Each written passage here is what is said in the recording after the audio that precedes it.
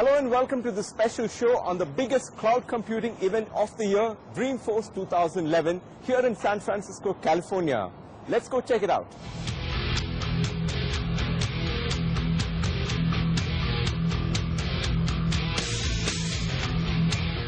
This is the 9th time that Salesforce is organizing this Dreamforce event, and clearly this is the biggest so far. With over 45,000 registrations, clearly the interest for cloud computing technologies is on the rise. The 4-day event sees 2 big days of announcements and keynotes by Salesforce CEO Marc Benioff, who says after the Arab Spring, it's time for the corporate spring, with the arrival of the social enterprise. It's not so long from now that we'll start to hear about a corporate spring, an enterprise spring. We've seen Mubarak fall, we've seen Gaddafi fall. When will the first corporate CEO fall for the same reason? Because his customers or her customers are rising up, or not listening to their employees, not paying attention. I know I think about that myself every day. Am I doing enough to listen to the customers? Am I doing enough to listen to the employees? Because we've seen, and this is what this sign is, that it's more important to listen than ever before. In India, cloud computing is no longer just hype and has fast become a reality, not just for vendors, but also enterprises. According to research firm Zinnov, the cloud computing market in India is currently at $110 million and is expected to reach $1 billion by 2015. Salesforce so far operates in India through partners, and CEO Marc Benioff says they see the huge opportunity that lies in India and will be increasing their focus. I think India is a very exciting market. It's a market that we have a very early emerging presence into. I think the cloud computing company that's done the best job in India is actually Concur. Steve Singh, who was on stage today, recently bought part of a company in India. I think it's very exciting what he's been doing there. And but for us, India still we're at the beginning of the first inning. We may be in the pre-show actually. Salesforce co-founder and Chief Technology Officer Parker Harris also spoke in detail about their plans for India and their strategy going forward. Well, it was really interesting if you saw what happened last spring. Who would have thought Facebook was being used in all of these countries in the Middle East, right? And you think about India, I was thinking about Mexico City years ago, where they skipped landlines and they went straight to cell phones. I think these emerging markets are actually going to bypass that. You're actually going to not have to worry about, well, should I move to social? They're already going to be at social.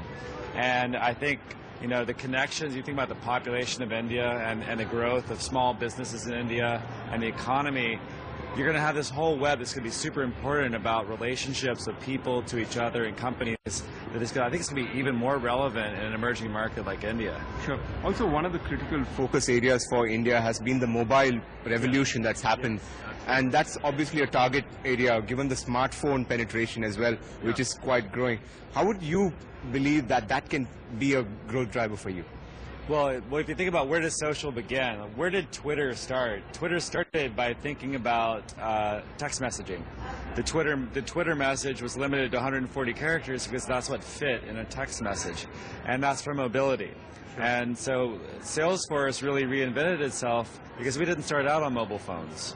But everything these days is starting with mobile. We just announced a new technology called Touch, which will allow our technology and our entire cloud and our cloud platform to be available on any mobile device. And so I think about all the proliferation of devices in a country like India.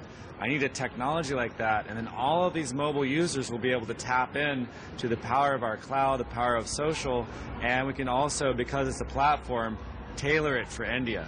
Tailor it for the Indian language. Earlier when we spoke to Mark, he talked about that Salesforce is still a pre-show in India. So what is the next step for Salesforce in India? He said, we see the huge potential that's there, but it's still a pre-show for Salesforce so far. So what next now? Well, I think we're really trying to figure out how to be successful in India. And, in terms of having a presence in there, having a sales team, building out a management team, and we're just getting started. So by what Mark meant is, we haven't really done that yet.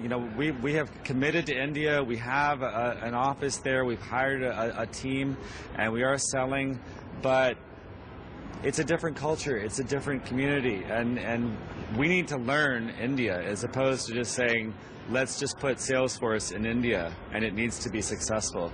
It's kind of like when Facebook went to Japan. Sure. They were not successful. Yahoo was. And I think it was about Yahoo learning the Japanese culture and figuring that out, and they succeeded because of that. And so I think we're in the process of learning how to be successful as a cloud company in India, and frankly, we need your help. Sure. And also, what would your message be to Indian CIOs who are looking to adopt cloud? Because unlike what Mark said during his keynote, that CIOs are not asking when, but they're ready to adopt cloud. But Indian CIOs are still a little step behind all that. Sure. What would your message be to them on leveraging something like a social enterprise? So my suggestion and advice is how we build our service, is how you should consume cloud, is find a place in your enterprise where it would be low impact, where you could get started, it would be low risk, and don't make it a really big project. Don't try to spend a year figuring out, okay, how do I transform my entire business to the social enterprise? Find a place to get started. Learn some of the technology and then try it. Try it in a small place and then see what happens. And learn from that and iterate and just keep trying and iterating, and it will grow, and you'll make it your own. You need to make sure that you don't take some blueprint from somewhere else and try to just say, okay, now I have to implement it here.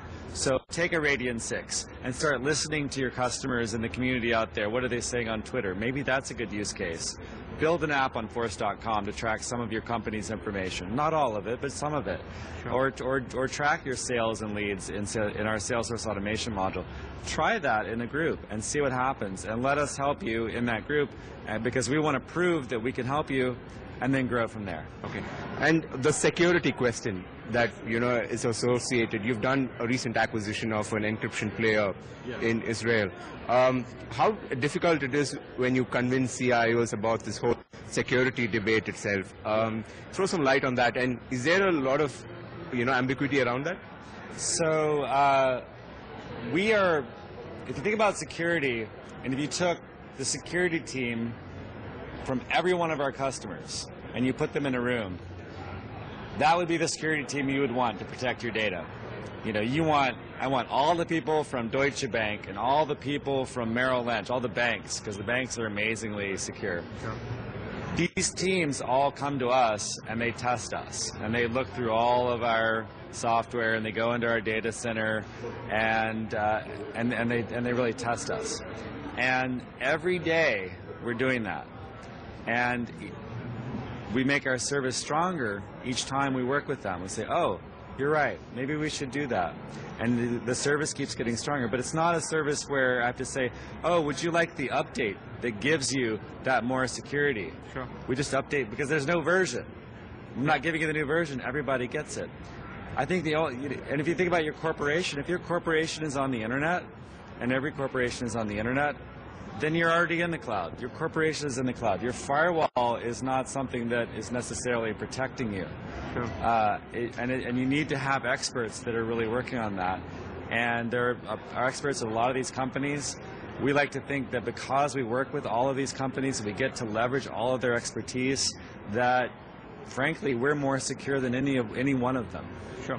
One final question I want to cover is this confusion about, or the debate about public-private cloud, what you call the false cloud. Yeah. That's also creating a little bit of confusion in the minds of the CIOs. Yeah. I mean, is my cloud a private one? Because vendors are obviously selling it as their proposition, according to the company itself. How would you clarify or, clear out the doubts of Indian CIOs who are possibly looking at clouds? So I think if you can touch it, and you can move it around, and if there's a box and you say, here's my cloud, that's not really a cloud. If you can say, well, what version of the cloud are you running? That's not a cloud either. And so for us, cloud computing and public cloud is, it's a service. And you don't really, if you think about, we're about to do the next update to our service, we don't version it and say version 5.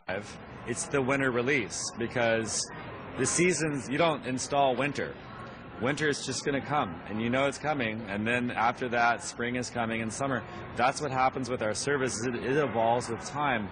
And so I think virtualization technology, which is what really I think of when people call things private clouds, virtualization technology has its place, and it's fabulous. If you have to run infrastructure, and people still do that, use virtualization. It makes it easier to manage. It makes it more efficient because you can multiplex machines, but you're still running those machines. You're still figuring out the power and the backup and the virtualization, or even running that software.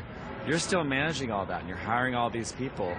The public cloud, you're not doing any of that. You don't even know that there's a DBA. You don't know about the power. You don't know about the backup. You just assume that all of that's being taken care of for you. So expect to see more action from Salesforce in India over the next few years.